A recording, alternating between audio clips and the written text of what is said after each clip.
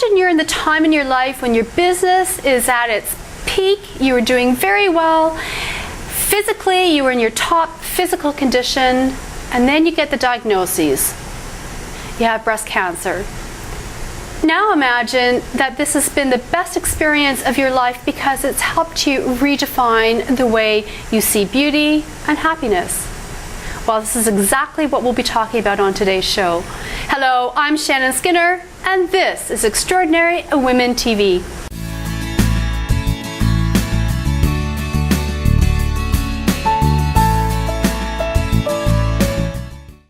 My first guest today is Kristin Crowe. She's the president of TAS Communications and Alarm Systems. She's also recently stepped into the arena of motivational speaking, and she's here today to share her inspired story. Hello, Kristin Crowe. Hello, Shannon. It's so nice to have you here on the show today. Thank you so much for having me. It's an honor to be here.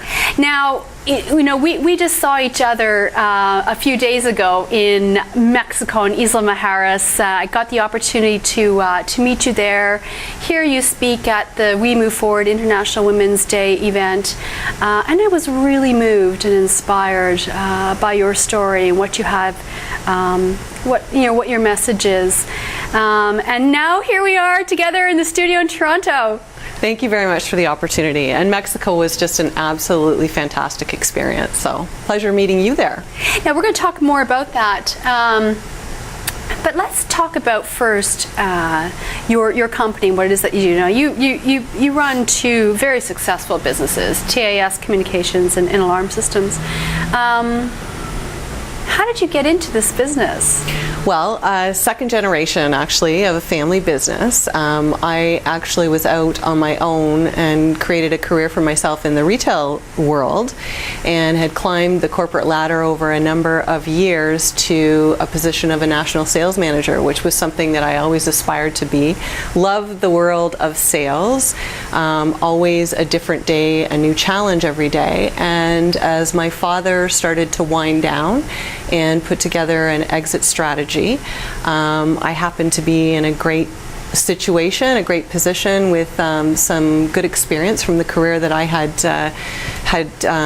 developed over many years, and the sales piece, the marketing piece, the HR piece, the developing of people.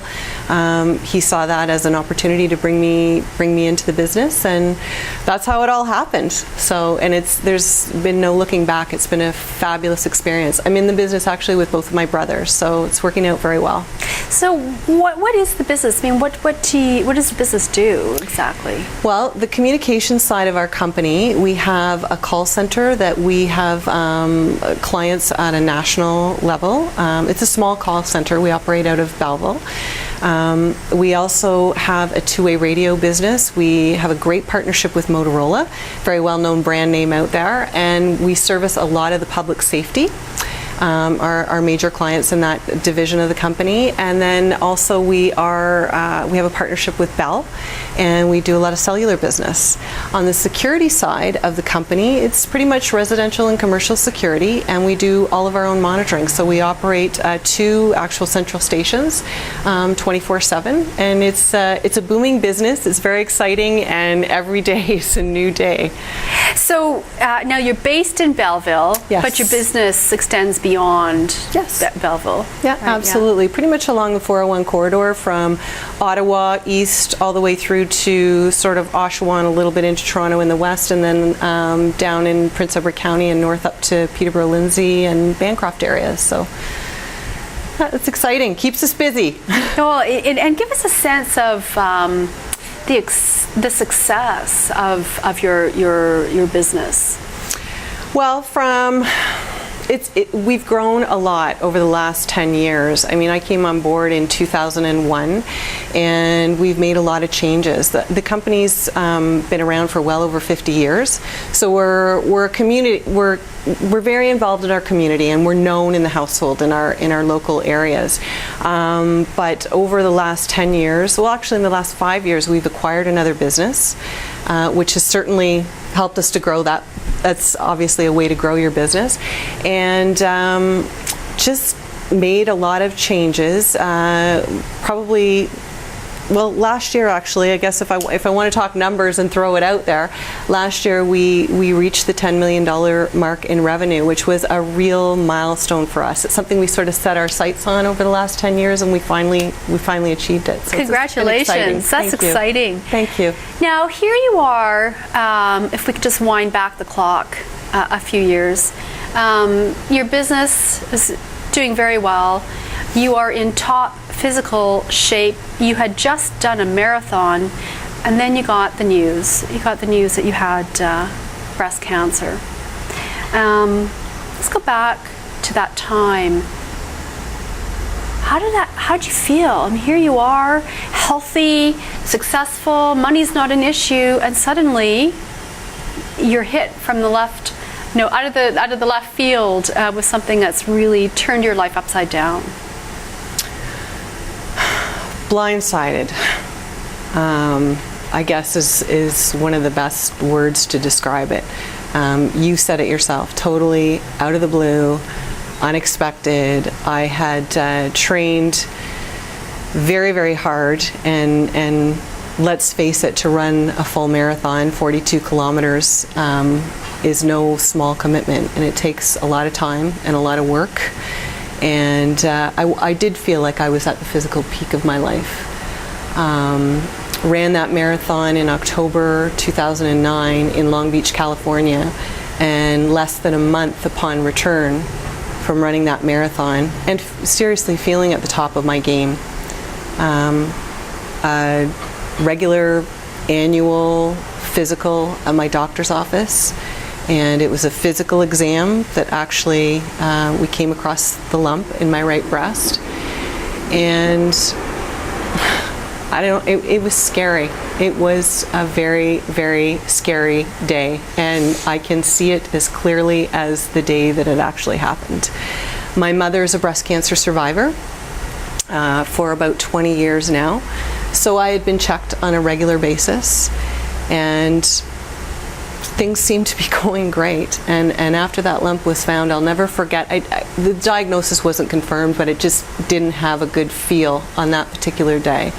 And I clearly remember walking out of my doctor's office that day and sitting in my vehicle. I was by myself, and just putting my head in my hands, and I wept. I was scared. I was petrified. I'm a single mom, 2 young boys at the time who were 10 and 8 years old, and it's the fear of the unknown. You hear the big C word. Am I going to make it? What's next? What's going to happen here? So it was very, very scary. And so from that point on, you went through treatment. What were your options? Well, first was a big decision to make on surgery, whether to have just the actual tumor removed or to have a breast moved, and that's a huge decision for a woman when the decision is given to you, when the option is given to you, because it's not always an option. In my particular case it was, and you very quickly go into research mode and try and dig up as much information as you can, and in the end I ended up having my right breast removed.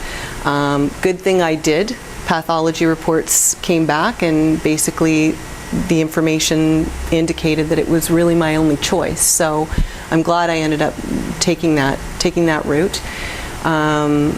Next decision was whether or not to do chemotherapy. Doctors were all highly recommending it as more of a precautionary measure to keep the cancer from returning.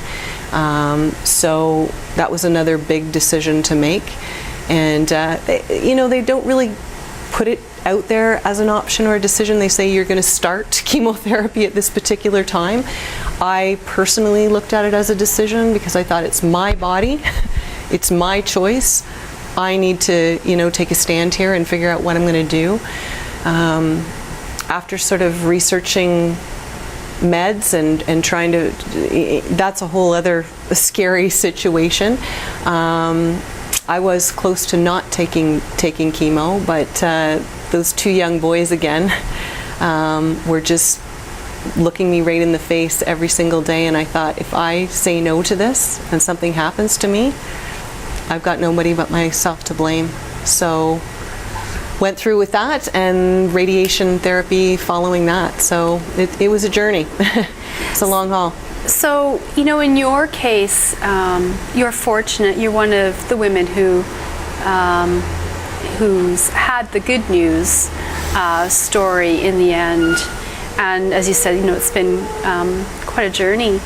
Now you are stepping up as a speaker. And of course, as we said right off the start, you and I met in Isla Mujeres, Mexico for the We Move Forward 2012 International Women's Day event, which of course brought together women from Canada, United States, Mexico.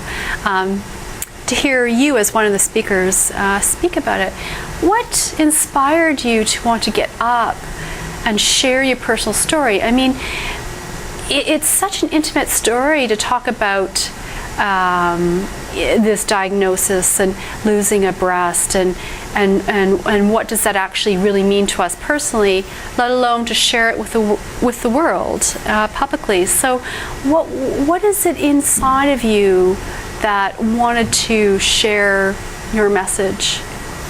There's a couple of things there. One, early on in my diagnosis, I guess I realized that a lot of people suffer this debilitating disease very quietly, and they suffer it on their own. And to me, that's very sad. I chose to share with people right off the bat what was happening to me. And as a result of that, I had an absolutely wonderful community surround me and lift me up and give me a tremendous amount of strength to carry me through this ordeal. And that was all as a result of talking about it right from the get-go. And I had a friend of mine, a fellow Rotarian, actually share that with me right in the beginning. And he said to me, "Thank you for telling people what you're going through. It's allowed us to help you. It's allowed us to be around you." So right from the beginning, for me, being public about anything that was happening was reaped positive rewards for the people that were able to help, as well as giving me strength as an individual to get through. So that's a really big part of it. Second to that, I had individuals coming to me to ask me to share my story. So it wasn't something that inside I decided I was just going to go out and start speaking about it. It sort of happened organically. I had different groups coming to me. I had a high school come to me where they have 750 students, and they were doing this big fundraiser for cancer and said, "Could you come help us kick it off?" And it was just a wonderful experience to have 750 students gathered in a gym, and the amount of feedback that I received as a result of that, the stories, the people that were coming up thanking me for how a little piece of my message inspired them in some small way. And it's just to see how much it's helped people to share the story is what's helping it to continue forward. I guess helping me to continue forward and to continue sharing. Now, Kristin, we're just going to take a quick break, which means it's my good to know minute, and I know that you've got a great success tip, so jump right in there. Well, my success tip is to live strong, and I wear this armband to remind me of that every day. And there's a whole other story along with that, but living strong, meaning strong in your body, working out, keeping fit, it's important, and strong in your mind, not to allow the influences and the pressures of society to take you down for what you believe in. So live strong. Well, that's good to know. Thanks for that. Now, listen, we are going to run a video from the coverage from the We Move Forward 2012 International Women's Day event that took place just this last week on Isla Mujeres, Mexico. And so we're going to run it now, and then you and I can talk about that after. How's that? Sounds great. Okay, good. Thanks, Shannon. Okay, Aaron, let it roll.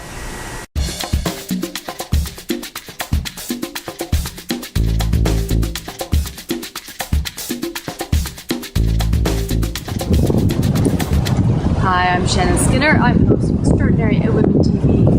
I'm reporting about Isla Mujeres in Mexico, the island of women in Mexico, for We Move Forward 2012 International Women's Day event taking place here. We've come from Canada, United States, Mexico to celebrate.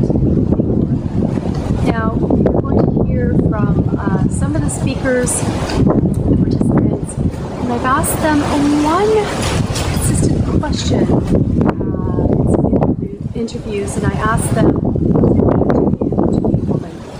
So let's hear what they have to say.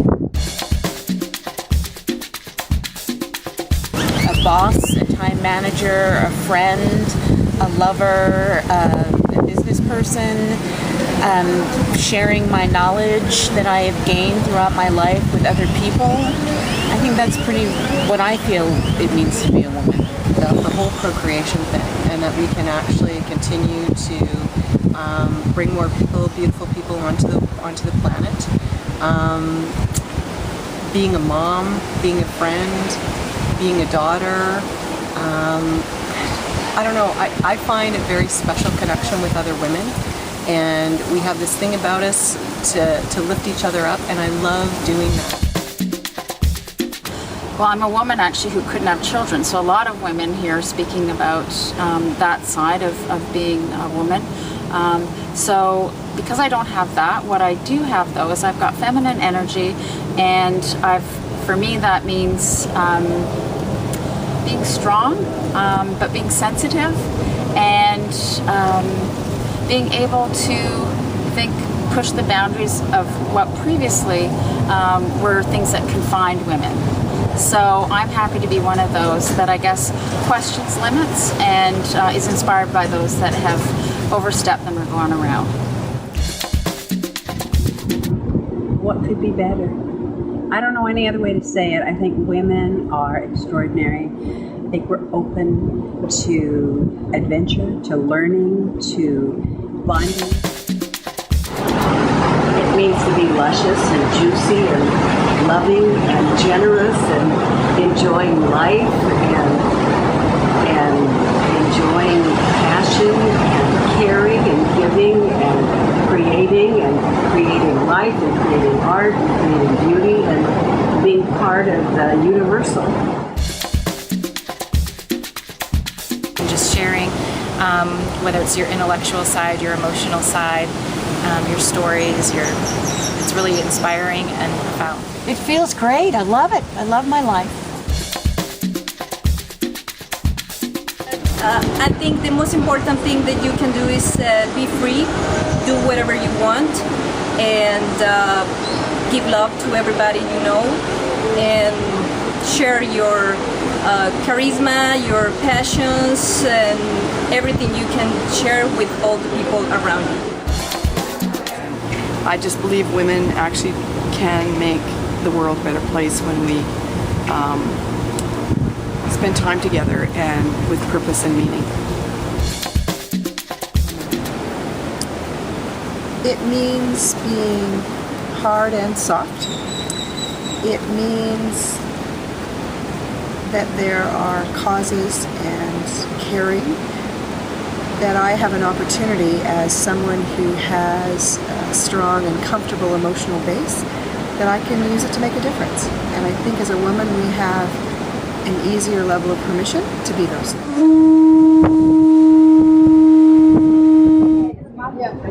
Para mí el haber nacido mujer es mi ser. Para mí ser mujer significa ser guía, ser la que educa, la que enseña a la familia, a los hijos. Para mí es todo.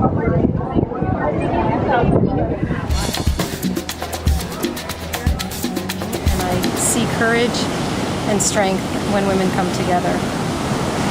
I also enjoy having fun, and I think when women get together you can be more yourself and learn from each other. For me, what it means is to be inclusive with our love. Self-love as well as love for community, love for others.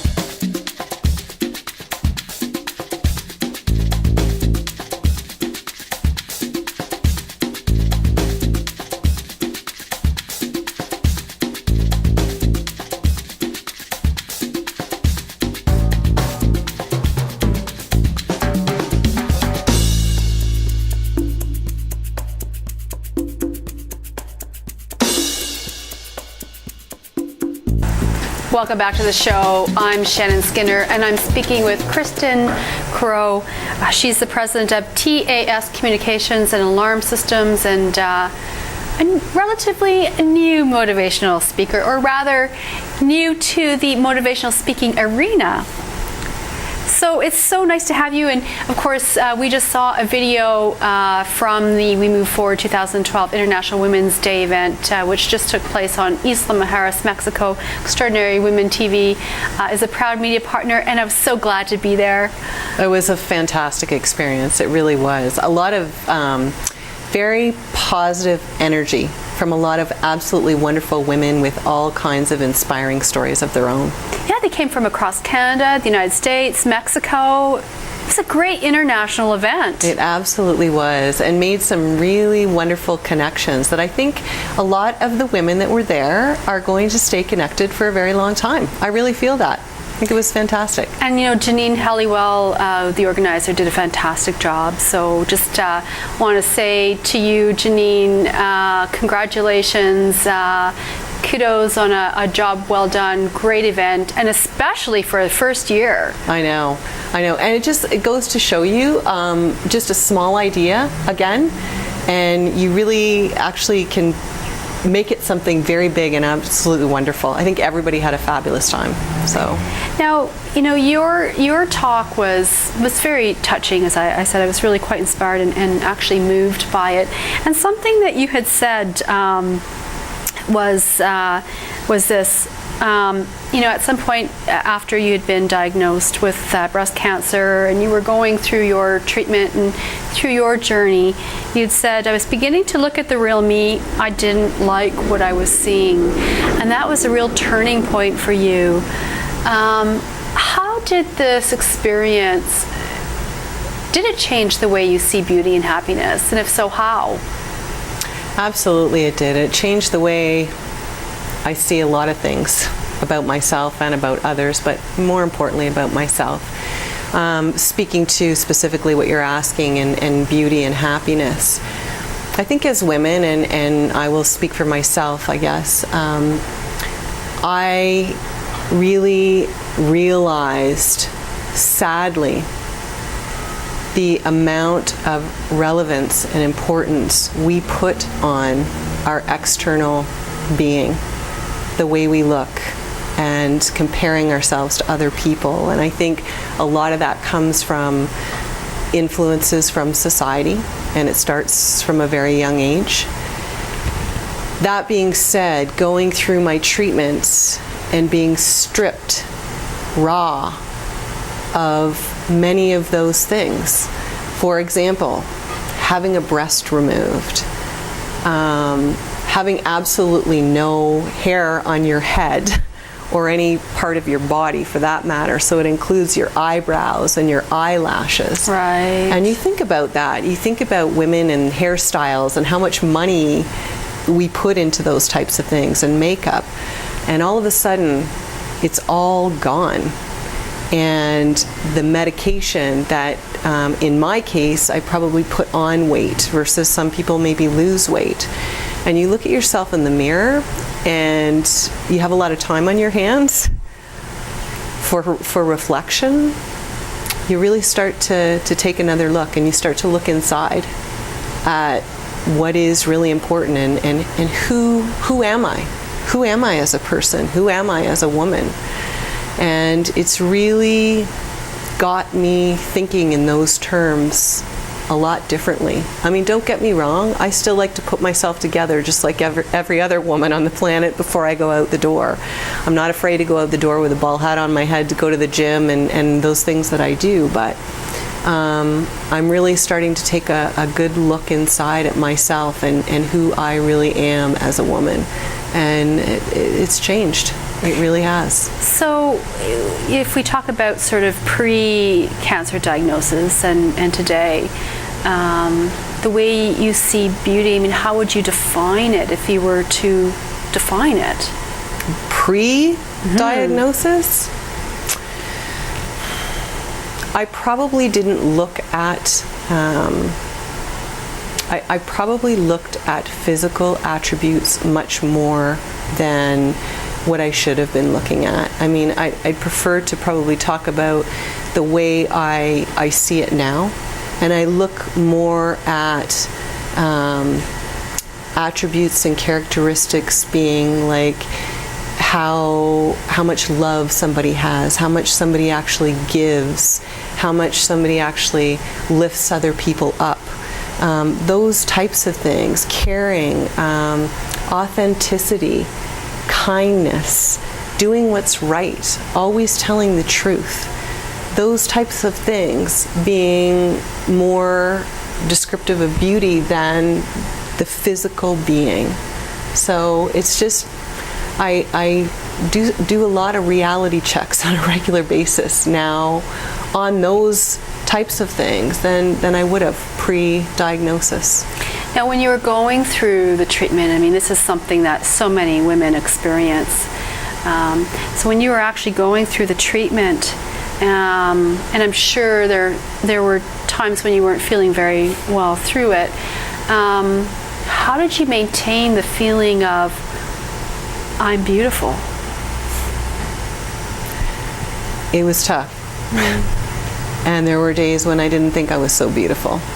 So I think, to be totally honest, I didn't maintain the feeling of I'm beautiful, because I certainly didn't feel beautiful.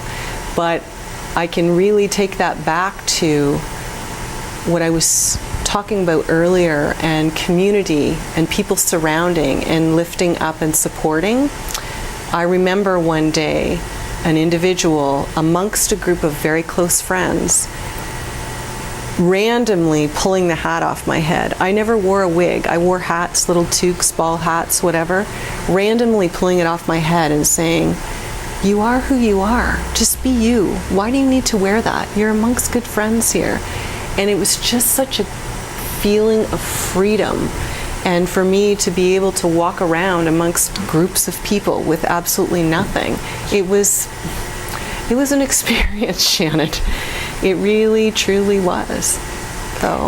So without nothing, just to clarify, without hair. Yeah. You mean? Yeah. Yeah, absolutely. Yeah. Totally bald, no makeup on your face, and just being. Just being. Right? And realizing that people are accepting of you for who you are, not what you look like.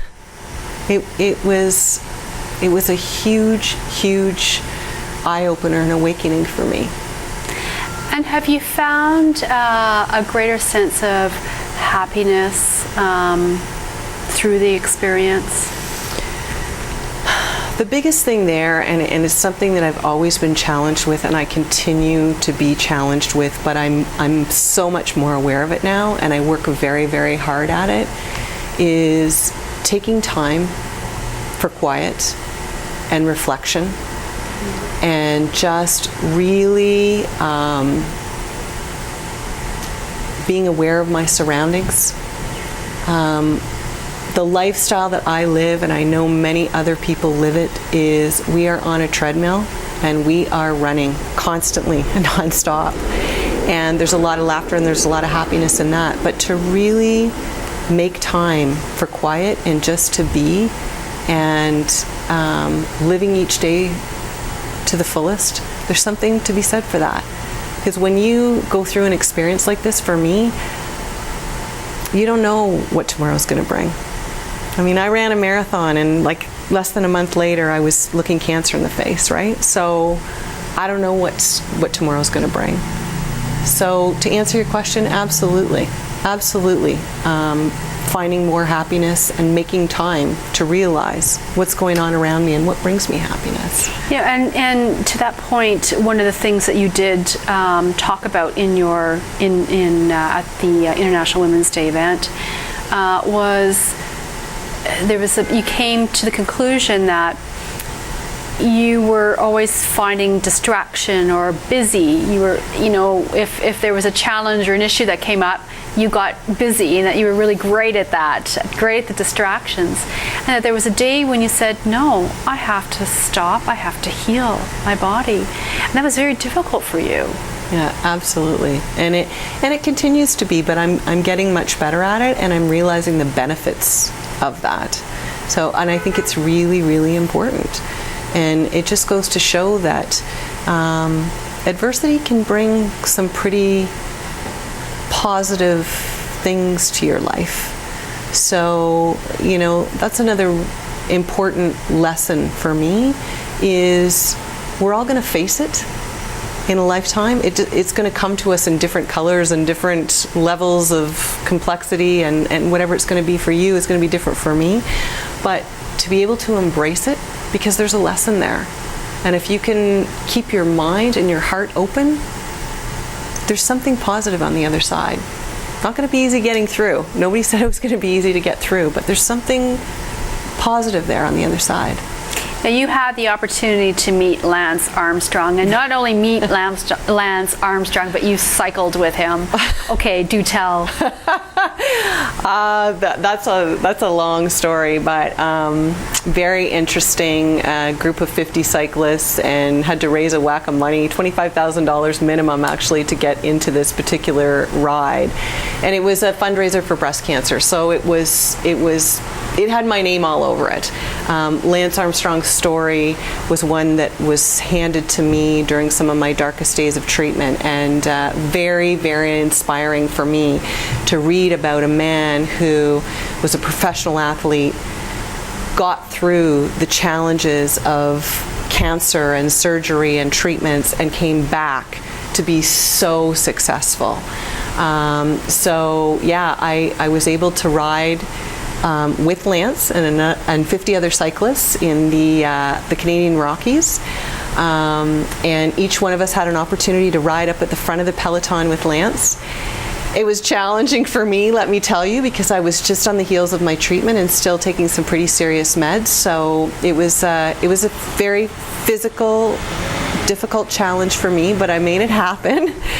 And riding alongside of him was it was just unbelievable on so many levels. I mean, a guy's story who had pulled me out of some pretty dark days, hearing about his situation with cancer. He was raised by a single mom. Here I am, a single mom, raising 2 young boys. But to be up there and talk to him and try to keep pedaling and keep your eyes on the road, because you don't want to take the cyclists out behind you, and you want to, you're beside Lance Armstrong here. I mean, come on, right? You're looking him in the eye, you want to have a conversation with him, you're trying to keep your breath, and he's pretty good to look at. Pretty nice to look at. So it's not bad riding in behind him either, but sorry, I have to be honest. But he's an interesting guy, and it was just an unbelievable experience for me. I'm very thankful that I had that opportunity. Well, Kristin, I have really enjoyed this time, and unfortunately, our time is up. But it's been so inspiring for me to hear your story and your journey, and thank you so much for sharing your message with my viewers today. And I certainly wish you all the best. Thanks for coming in all the way from Belleville, and would love to do this with you again in the future. So best of luck to you. Thanks, Shannon. Thanks for the opportunity. It's been great to be here. Well, we're going to take a quick break, and actually before we do, I'll just to say that if you want more information about Kristin Crowe, visit the website at extraordinarywomentv.com. You'll find this video there, as well as her bio and more information about her and her journey. So I do invite you to visit that. Well, in the second half of the show, we're going to be talking about yoga, laughter yoga, and using yoga to heal. So stay where you are.